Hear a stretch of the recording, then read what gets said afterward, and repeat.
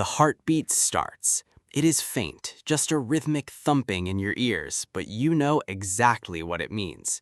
You are crouching behind a rusted tractor, your hands are sweaty, and you are staring at that generator, wondering if you should risk one more skill check or just run for your life. That is Dead by Daylight. It has been over 10 years, and for some reason, you are still here, hiding in the grass, praying the killer does not see you. It's 2026, and somehow, this game is still pulling us back into its twisted, dark loop. You might think that a game based on such a simple concept, run away from a killer, fix generators, escape, would have gotten old a long time ago. But looking at it now, with all the changes, the new killers, and the sheer chaos that defines every match, there is something about the core experience that just refuses to let go. You remember how it felt when you first picked it up. Back then, it was raw, it was buggy, and it was terrifying. Every killer felt like an unstoppable force of nature because you had no idea what the perks did or how to loop them. Fast forward to 2026, and the game has evolved into something else entirely. It's not just about terror anymore. It's about efficiency, it's about meta builds, and it's about knowing exactly how to exploit every single pixel of the map to waste the killer's time.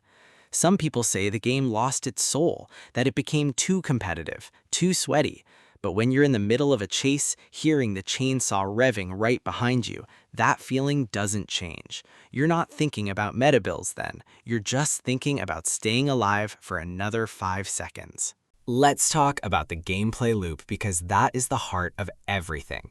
You start the match, you find a generator, you hold a button, and you hope you do not miss that tiny skill check window. It sounds boring on paper, right? But the magic is in the tension. The developers, Behavior Interactive, managed to turn a mundane task into a high-stakes gamble. The moment that heartbeat gets louder, your heart follows suit. The combat system, if you can even call it that, is all about movement. It's about how you handle corners, how you drop pallets, and how you window vault. It is a dance, a messy, frustrating, high-speed dance where one mistake gets you hooked and likely dead. The controls are responsive enough, but they aren't perfect. You've played enough to know that sometimes the game decides you are going to get stuck on a pebble or a stray piece of wood, and that's usually the exact moment the killer catches up to you. It's a technical limitation that has been part of the game's DNA since day one. You just learn to live with it, like an old scar. The world design has come a long way.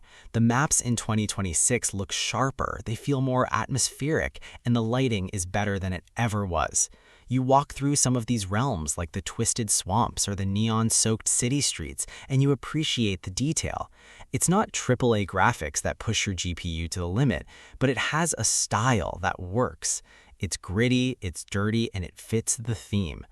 But then you look at the characters. The roster is massive now. You have iconic killers from every horror franchise you can imagine alongside original characters that feel like they belong in a B-movie horror flick. That's where the game shines. You want to play as a knife-wielding maniac? You've got 10 of them. You want to play as a teleporting nurse? Sure. The variety is insane, and it keeps the game from feeling repetitive. Every killer forces you to change your playstyle, and that's why you keep coming back. However, let's get real about the story. Is there actually a story here? You know the lore is there if you look for it, buried in the character bios and the weird cryptic archive entries, but let's be honest, you are not playing Dead by Daylight for the narrative depth. You are playing it to survive, or to kill. The narrative is just window dressing, a thin layer of paint on top of a competitive multiplayer experience. That is fine though. Not every game needs a deep emotional journey. Sometimes you just need a game that makes you feel adrenaline. Now, about the progression. This is where it gets heavy. The blood web system is still a grind. You spend millions of blood points to unlock perks, to upgrade your characters, and to get those rare items. It can feel like a part-time job sometimes. You unlock a character and you realize you have to spend hours leveling them up just to get the perks you want on your main. It is a system designed to keep you playing, and it works, but it can be exhausting. In 2026, the game is more accessible than it was years ago, with better ways to earn points and faster leveling, but the grind is still there. You have to decide if the payoff is worth the time, and usually it is, because having that perfect build for your survivor feels like a power trip. Let's talk about the community and the toxicity, because you cannot talk about this game without mentioning it. It is a competitive game, and that brings out the worst in people. You will get teabagged at the exit gate. You will get face-camped by a killer who is having a bad day. You will get yelled at in the post-game chat for doing absolutely nothing wrong. It happens. It's part of the experience. You have to develop a thick skin. If you let the toxicity get to you, you will quit within a week. But if you ignore it, if you just laugh it off and queue up for the next match, you start to see the fun in it. You start to appreciate the rivalry. You stop caring about the win and start caring about the chase. Comparing it to modern games is tricky. There are plenty of asymmetrical horror games out there now, but none of them have the sheer volume of content that this one has. Others might have better graphics or more balanced mechanics, but they lack the history. They lack the years of patches, the weird quirks, and the massive player base that makes it easy to find a match at 3 in the morning. That is the legacy. Dead by Daylight created a genre, and while others tried to take the crown, this game just keeps absorbing everything into its own collection of horrors. It is the king of the genre, even if it is a slightly broken, grumpy king.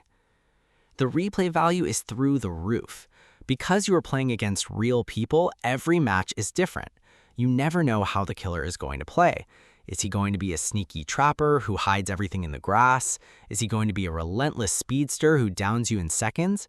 You have to adapt constantly. It is that unpredictability that keeps you hooked. You could have a streak of 10 amazing games, and then a streak of 10 games where you get absolutely crushed, and you will still press that ready button again. It's a cycle of frustration and satisfaction that is hard to explain to anyone who does not play.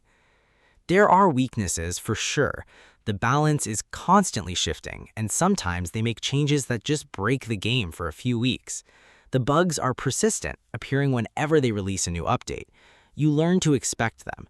You know that if a new killer drops, something is going to be broken. It's a relationship where you know your partner has flaws, but you love them anyway. So, where does that leave us in 2026? Dead by Daylight is not perfect. It is messy, it is grindy, and sometimes it makes you want to throw your controller across the room. But it is an essential piece of gaming history.